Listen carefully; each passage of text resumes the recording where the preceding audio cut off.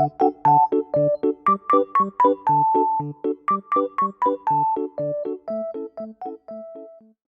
байцгаана уу хүүхдүүдээ, дараагийн хичээлдээ орцгоё. Том чулууг өргөхөд хэцүү байдаг, харин жижиг бөмбөгийг амархан өргөдөг шалтгаан юу вэ? Яагаад зарим зүйл хүнд, зарим нь хөнгөн байдаг юм бол энэ алгааг юу шийддэг гэж бодож байна? Энэ бол мэдээж масс юм. Өнөөдөр бид масс гэж юу вэ гэдгийг маш энгийнээр ойлгоцгоё. Масс гэдэг нь бид доторх бодисын хэмжээ юм. Өөрөөр хэлбэл их бодистой бол их масстай, бага бодистой бол бага масстай гэх мэт. Жишээ нь том чулуу их масстай, харин жижиг чулуу бага масстай. Төмөр бөмбөг хүн байлаа гэж бодъё. Аль нь хүнд вэ хүүхдүүдээ? Мэдээж төмөр бөмбөг. Яагаад? Учир нь масс нь их юм.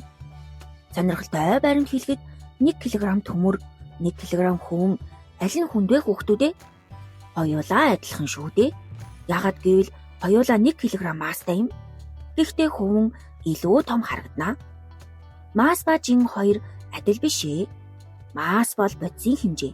Харин жин бол таталцлын нөлөө юм. Жишээ нь та саран дээр очивол таны масс өөрчлөгдөхгүй. Гэхдээ жин чинь багасна. Яагаад? Таталцал сул учраас. Хэдүүлээ таталцлын тухай өмнө нь үзсэн шүү дээ.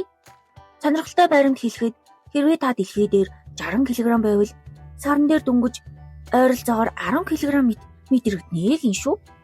Гэхдээ таны масс хэвээрээ 60 кг л байна. Масс их байх тусам хөдлөхөд хэцүү. Жишээ нь жижиг бөмбөг амархан хөдлөн, харин машин хөдлөхөд маш хэцүү.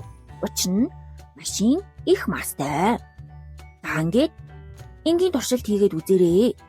Нэг нь хөнгөн, нэг нь хүнд хоёр зүйлийг аваарай. Аль нэг нь түлхээд үз. Аль нь амархан хөдөлж байна вэ? Мэдээж хөнгөн нь.